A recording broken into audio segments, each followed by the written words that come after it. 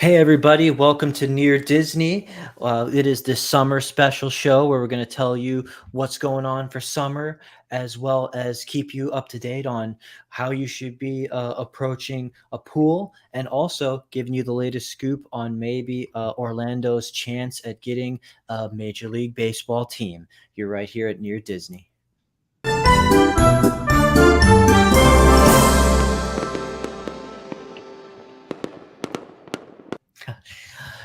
Fireworks are kind of old hat, that was so last week, but you still, In no. case you didn't get enough. Well, they're every night at Disney, actually. So, well, welcome to the show, everybody. I'm Elijah with Florida in Motion Realty. And I'm Elizabeth with Florida in Motion Realty. Yes, and this is our program Near Disney. Appreciate you tuning in, where we try to deliver the best news stories of what's going on in the locality and even in the real estate market within a 25-mile radius of Cinderella's castle. And, it occurred to me this week as I was out and about. It is hot. And I was confronted with that over and over again. And it made me think, okay, we are in summer. And so maybe we should kind of focus on some summer related topics, some of our best things of like what we want, what we think is great about Orlando in the summer. And of course, apart from the Disney parks, we invite anybody who's watching to share in the chat what you think is a cool thing to do in the summer in Florida or Orlando, your favorite Disney park, your favorite event, your favorite water feature. But I think you found something actually cool that's going to be a potential summer activity. Yeah. So it's the very first Orlando Kids Fest, and it's happening this Saturday, July 15th. And it's going to be downtown. It is completely free to go to. There's going to be free goodie bags, entertainment, games, food trucks, inflatables, face painting. So if you get a chance to go out with your family, let us know if it was a success. It sounds really fun. So grab your kiddos. I know they're not in school right now, so you've got a fun weekend activity to do. Yeah, that is really true. Like you get stuck in the house and you want to make better use of summer than just watching TV or playing video games inside. You want to create those personal, physical, outdoor family memories, and I guess it's cool if you can go to something like this and just kind of make an afternoon of it rather. Yeah, absolutely. Grab the neighbor kids or your friend that you've been missing from school, and you can make a day for sure. Okay, so the next thing that I wanted to keep on topic here was I found this article that may do well for you with potentially the real estate angle of resale, because when it says get your Florida home ready for summer in 10 easy steps, but it could also just be just for your own practicality, because here we are going into the summer and it just might be a good thing to do whether you're selling your home or not, or maybe the things you want to see that potential place you're going to buy has already been doing. So because we kind of need to get in the summer mindset as homeowners as well if we want to maintain our properties. Says spring temperatures are rising and summer is here. To maintain the home and prepare it for uncertain weather, to be kind, that it might be facing. So we've got 10 tips here. Get your cooling system ready. Number one, functioning AC unit is critical to Florida homes in the summer. It's imperative to Absolutely. remember to change your AC filters regularly throughout the year. Uh, Once a month or once every month and a half, 30 to 45 days, when it's going strong, that filter is going to be absorbing a lot. And it's a thing to forget to do. Or putting vinegar into your AC pipe there to also clean that out is good. Clogged drain, because that can be avoided with just regular maintenance, because the thing that can we see even as realtors that can hold up a sale or give people pause is anything that's going to show up on an inspection report as like a major expense.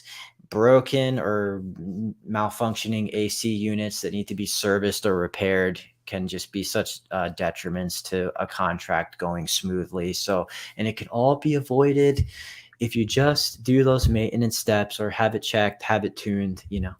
That's a biggie. Because wouldn't you say, Elizabeth, that when you walk into a house showing out of the heat in the summer, when you're showing homes and you just open that door and you get that gust of cool into you when you walk in, doesn't that just change your mood? Oh, absolutely. I mean, people even, they get more angry whenever it's hot. And so you don't want to be going from the hot still in the hot. Like you don't want to feel like you're still outside when you walk in. So feeling that brisk air is definitely a game changer for sure. Yeah. So you're saying you think that people are a little harder on a house in showings when they're like Yeah, hot, sweaty, and they. absolutely. I mean, go to a Disney park whenever it's hot out. You've got a lot of people in one area, and then you go inside to get, ice water or ice cream. And you're like, oh, this is beautiful. This is wonderful. I feel like it makes all the difference too. I know whenever I have a party or a showing, I always make sure that the air is bumped down because it just puts you in a better mood. For sure. Number two is cleaning out the gutters and downspouts. You may or may not have gutters, but if you do, if you have a lot of trees around your home, your gutters can get clogged pretty quickly. And those Florida afternoon rains are going to become more and more regular this time of the year. And that mildew and mold can build up in gutters as long as big leaf piles and sticks.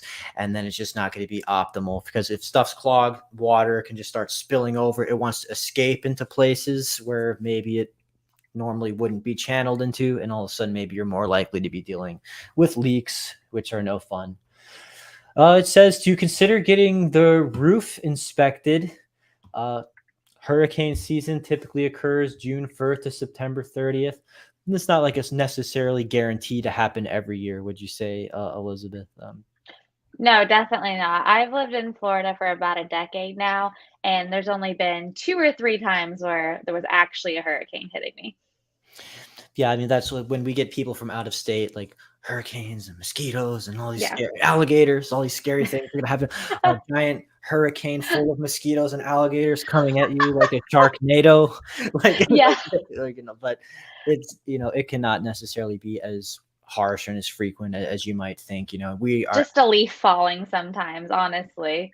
There were memes sometimes where it was like they would just have a picture of a lawn chair that had like fell over, and it's like, I survived hurricane, like whatever Yes, the name and was. that was it. Yeah. But being in Central Florida, in the Orlando area, we are very blessed and fortunate to Yes. kind of be more inland. That oftentimes we see them kind of die down a little bit in magnitude by the time that they do kind of pass over us when they happen. So, but even still, if you've just, as you like you said, if it's been 10 years, I'm glad that you mentioned that number, because 10 years is usually the amount where Florida insurance agents want to see a roof be replaced. Because Okay. even with like these shingle roofs like we have in the image here, it can seem kind of unfair, because the builder or the roofer will put it on and say that's a good 20-year roof. And and unfortunately, as far as the personal comfort of this insurance company is concerned, they say, like, I don't care how long he says it's got life on it, our policy is just 10 years.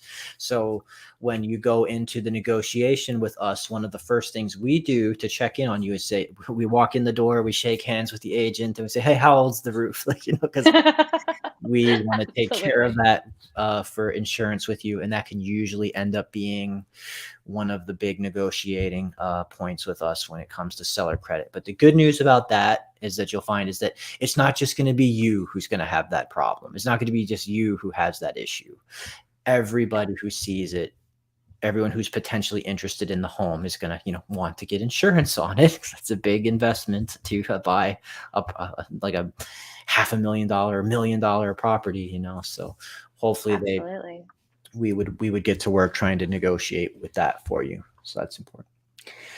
Inspect the caulking around windows and doors of your home. I am just not handy at all as a as a guy myself. So Me neither. that's just something that I would just probably have to come into it a home inspection. Oh wait, we got a comment here. Facebook user. Oh, sorry, it's not letting your name come up. We normally like to give you a shout out, but it says Facebook, a very kind Facebook user engage with the comment. I need to see a hurricane full of mosquitoes and gators. Oh, yeah. Oh no, I'm please don't sorry wish that upon us. if I painted too vivid a picture in your head of that. That would be that would be If good. it happens, Elijah, we know who to find. Yeah, so my name, I'm named after a biblical prophet, so hopefully that was not prophecy that we see. Oh Schedule your no. annual pool maintenance. Well, yeah, I mean, now a lot of people will have a regularly scheduled pool guy who comes and just kind of checks on the pool, checks the card. But I guess they're saying that pool maintenance would be something more detailed than that to with increased time in swimming, playing, check on things like the drains, make sure they're not clogged, and the filters and stuff like that. So we're going to talk a little bit more in detail about pools coming up, and so just stick around for that. Actually, pressure wash the exterior of your home. Oh yeah, that's that one's not always the most fun to do either. Even the sidewalks are tough for me. Like shooting it at my house would be a hard sell. I don't know, I think it's fun, but the hard part is not blowing, like, the siding off of the house, like, making sure you have just the right amount of pressure in the pressure washer. Because 'cause I've chipped some paint off of my house pressure washing before. Because if you get the wrong nozzle or the wrong level, like yeah, so it can be kinda fun, I They don't think, but you gotta stay far enough away. they don't necessarily save you from yourself. So yeah, like when you go to do these things that we're telling you in the video, kind of like do that extra little bit of research, like with getting the manual and going out to do it, or maybe hire someone else as a professional who would Yeah, know just how to do it. Because it says moss and mildew can build up slowly without you ever realizing it in these tropical climates, and then all of a sudden the exterior of your home is greeting you with a blackish green tint one day. And if you're thinking about selling your home soon, the curb appeal is going to be affected by deferring some of that maintenance. We would advise always just doing all that stuff before it even goes listing, before we hammer that yard sign into the yard. And you can rent a pressure washer. You don't have to buy one, like at a home and local improvement store. Uh, Trim away overgrowth. That can be tough because as soon as the weather gets more and more tropical and the rain comes down, the grass can just start to grow up so much quicker all of a sudden, right? And, so just trim plants and bushes back 3 feet away from the house, prune any trees that are overgrown, toss out the yard waste, and your home will be showing great. And it should be like nice and green at least, and beautiful and like lush if you're gonna put it on the market now. So just as long as you just do that, the greenery will actually be a strong selling point in and of itself. It says declutter the garage. I don't know why that has to be a summer thing. I mean, just yeah, just anytime we feel like doing that, it's never a bad idea. Yeah, it just says sort through what you have. It says it's an economic thing to prevent you from buying multiple items. So just take inventory of what you got, just like with your pantry. Just you don't want to like accidentally buy mayonnaise when you like already have an unopened thing of mayonnaise in the Yeah, grab fridge. your clipboard or make an Excel spreadsheet, go out there. And it That's says you can hilarious. spruce up your outdoor furniture. Even that stuff can kind of be pressure washed and washed to like look more and more fresh. And like For those sure. pillows can, like, after the wind blows and the rain kind of gets on them, they can get a little mildewy too. So you can wash those, clean those, power wash everything, and all of a sudden you don't even need new patio furniture because your old ones will look good as new. So yes, that is how to get your home ready for summer in 10 easy steps. So I think we have Awesome. another summer related thing, because like America's pastime is baseball. Baseball. And I'm surprised that that's even still true in the 21st century, because it Mm, seems like football gets so much more of the limelight. But we yes. Orlando believes strongly in baseball. You're going to see with this article, the Orlando Dreamers. Uh, The Orlando City Baseball Dreamers, LLCs, Orlando's Developed Dreamers, plans for a MLB stadium in Orange County, Florida, emerged as the top pick for a future allocation of Orange County Tourist Development Tax TDD funds, according to a recent poll by the Orlando Business Journal. The results featured in the June to July edition reveal a decisive victory for the Orlando Dreamers, who garnered 52% of total votes, leaving a majority of the other 15 contenders significantly behind. Far ahead of the second place winner. The Orlando Dreamers proposal involves a request for a 975 million in TDT funds to be put towards the construction of their planned domed stadium and its accompanying parking garages, which will estimate a total cost of $1.7 billion in total. Team ownership will be responsible for arranging the balance of the financing. Um, I am not a sports guy super much myself. I like lose track. Even though Disney owns ESPN, I feel like us at near Disney should know. But what are your thoughts on this? I, grew up, like, watching baseball with my dad. I'm not really a big sports person myself, but if I had to pick a favorite sport, it would be baseball because I understand it. I've gone to Yeah. many a major league baseball game, um, growing up and playing with my brother in the backyard, and I think that it is still people still love baseball, and I agree with you, football does definitely steal the spotlight a lot, but, You said it that is there good was like old-fashioned American fun. yeah, you said that we had some other like major league teams that like weren't Mhm. necessarily baseball yet. But Yeah, we had the Apollos, which and my husband's a football guy, so he'll probably be like, "I can't believe you forgot the classification," but I know they weren't like NFL, but they were here for a little bit, and he had annual passes or season tickets, I guess they call them, and really enjoyed going, but it just didn't stick. And I don't think that the football community fought for it like the MLB community seems to really want to push. I mean, that's a lot of money to spend on something. So I feel like they're very passionate about it.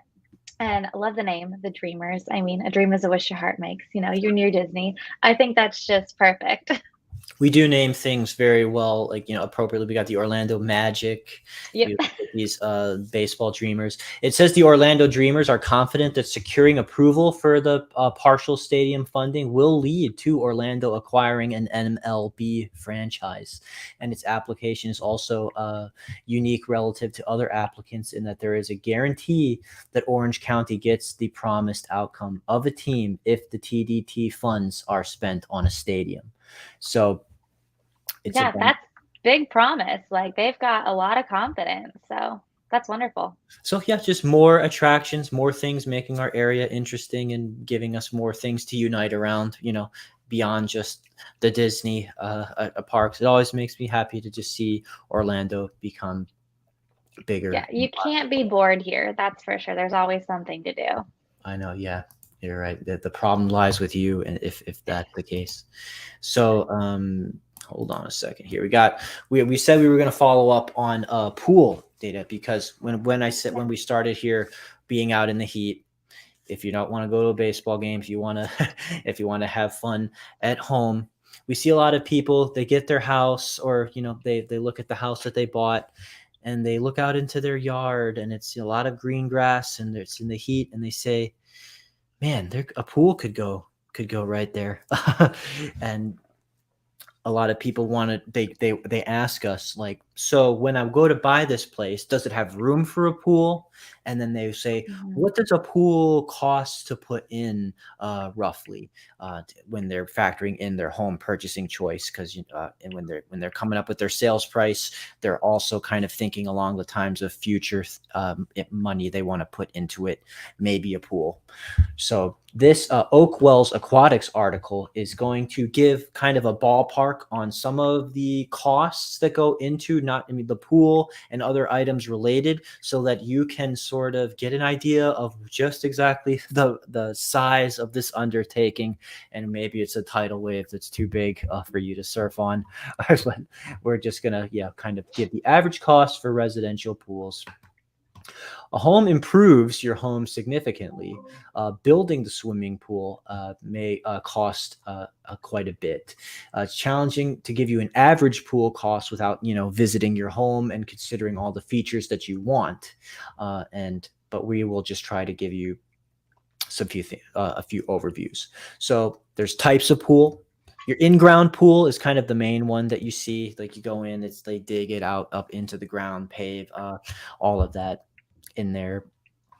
And uh and that one, it says, can cost you around, oh, excuse me, 18,000 to, if you want to get super fancy with it, it says up to 85,000. So that is a large range, but you can kind of get the idea for, if money is no object to you. It's like, okay, I can see, like, if I want to put the fanciest thing in there. But even still, it's like, okay, well, if I just wanted just enough to, take a dip and swim around a bit, 18,000 to 20,000 seems to be kind of your lowest cost. But Good that starting point. good starting point, probably, like, maybe going to creep closer into the middle, with like 50,000, depending on what you're going to do. And if all you want is just to take a dip, you don't really have HOAs to worry about in your area, uh, then above ground pools are another option. Maybe they don't add as much value, but it was saying that you can swim in your backyard on a budget. And those above ground pools, getting them installed could be like a little more economically friendly. We're talking like just about like 2,000 to 5,000 to install for a home in Florida, potentially.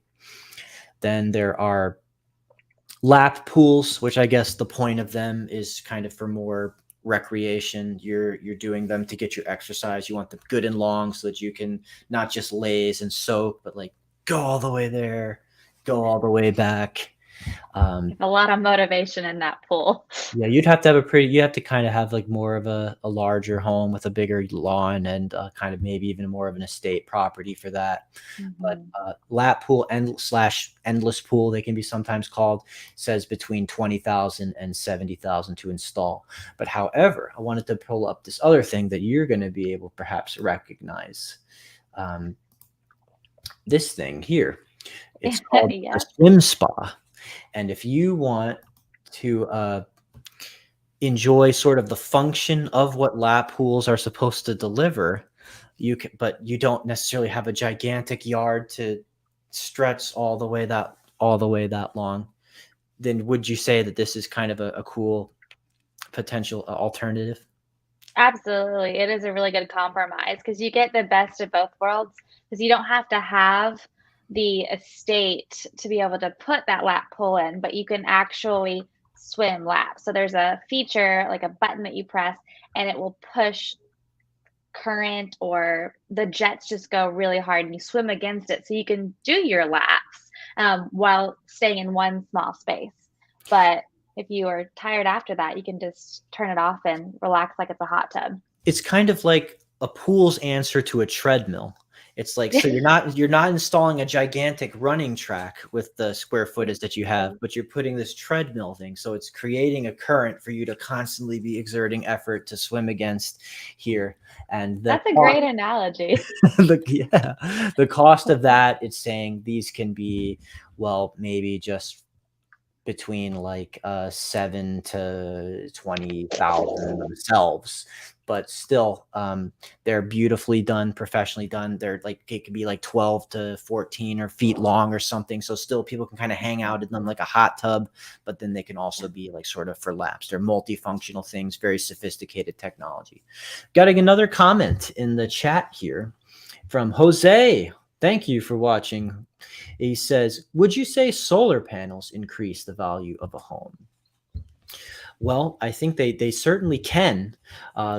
We were covering an article the other week that was saying that young people are valuing eco-friendly and energy conserving features in homes more and more, to the point that they would even consider going over budget to have a home that features these sort of eco-friendly, energy conserving cost benefits in the long run. And especially if a home, if the solar panels are paid off and you can sort of pitch your listing to a buyer like, you don't have to inherit a lease for these are already paid, and they're going to save you like 40% on your energy bill or electric bill or anything. Yeah, I think that whenever you can advertise a feature in your home or your listing that will save people money and that also makes them feel good about lessening the carbon footprint, I think that adds value in many cases. Because Yeah, we, they can be an investment, but they can definitely save you money in the long term also.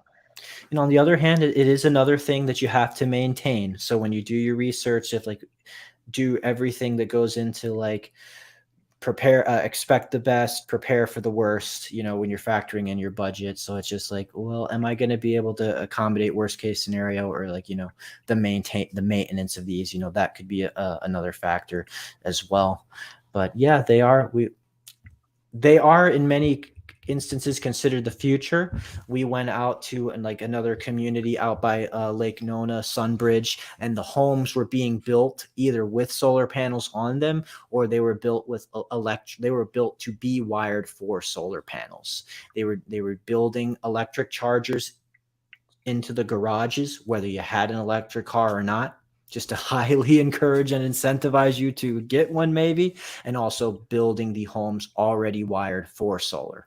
So and many people just see it as the future, and it may get to a point within years where it's like, if you don't have it, that they may, I don't know, some people might see that as a negative. And especially when we're talking about pools, they're a great way to keep a pool heated as well, if you were going to consider putting a pool, going through all the expenses we were just talking about purchasing them, because they go hand in hand with solar panels. So yeah, that was a great question on topic. Then it says extra pool features. You don't just get heated with the solar necessarily. Adding a hot tub, not just the pool. What's that going to run you? 8,000 to 25,000. So you don't have to have a hot tub, but I see a lot of people, they get tempted. And It's good in the winter months for sure, because while it is very toasty right now, come November and December, you'll be happy you've got that hot tub in the backyard. yeah, the when we do house showings, so many times we're walking through a property and they say like, yeah, and those are the solar panels. They heat the pool, and then like this, everybody makes the exact same joke, like, not that you would need to heat a pool in Florida. Like, you walk into the front way and say, and this is your coat closet. Not that you would ever need a coat closet in Florida. But you know what? Elizabeth is right that in those February, Mhm. January, like, months, there can be like spans of weeks where like it's a little bit chilly, actually, not like Nebraska weather where I'm from, like 18 degrees below zero, but like, you're like, yeah, I do want a jacket like today, this morning, or I would like to go like dip in my hot tub at least, to get, Yeah, and once you acclimate to Florida weather, anything below 70 degrees, you're gonna want your jeans and a lightweight jacket. It just happens over time, for yeah. sure. We're both from the Midwest, right? Yeah, We're yeah, from I'm the, from Indiana originally, but I it didn't take me very long to get acclimated to this kind of weather. yeah, yeah. I, Yeah, I, I, I enjoyed it right away. Yeah. I'm from Nebraska. So yeah. absolutely. I claim Florida now for sure. Yep. So when you work with us, yeah. So we're happy to talk to you. Put you in touch with builders, do a little bit of homework for you, put you in touch with contractors. Like, we want to. Sometimes your vision for the home gets factored in even in the pre-purchase stage, and we'd like to partner with you. We have a lot of people in our Rolodex who like to make things happen for people. Uh, and it's just, we'll just expound right here. Chlorine systems, something you got to maintain unless you go for salt water. Salt water is another way to chlorinate your pool. However, it is stating that salt water will typically be a more expensive route to go. It is fancier, and it may require you to replace May require to place the salt pretty frequently. So, okay, yeah, it goes into all kinds of things. You can get ultraviolet ozone systems. There's all. It's just really hammering You can home get really all of the ways, fancy. all of the expenses that can go into this, and even like pool contractor. Don't forget about that person who's going to come regularly. Hit the cost of your pool guy coming could be like 5,000 to 30,000. So depending on your lifestyle and what you're doing. So, all right. So that should do it for our pool. You got more questions, hit us up directly because we invite that. Our phone numbers are here. We want to talk to you, get to know you personally. We real appreciate everybody who reaches out in the chat throughout the show, of course. But you can reach out to us by our phone numbers as well if you want to talk about real estate. Our office is located in Celebration, Florida, the town that was literally built by Disney, but we operate within a whole 25-mile radius of Cinderella's castle, all kinds of neighborhoods. We're happy to share. We do lots of videos on new construction, so we advise you to hit the like button, hit the subscribe, because we will always be delivering new evergreen content for you. So, if you got nothing else to add, Elizabeth, I think we can just start to enjoy the rest of our summer night here. Yeah, absolutely. Thank you all. We'll see you next week. Bye bye. Bye.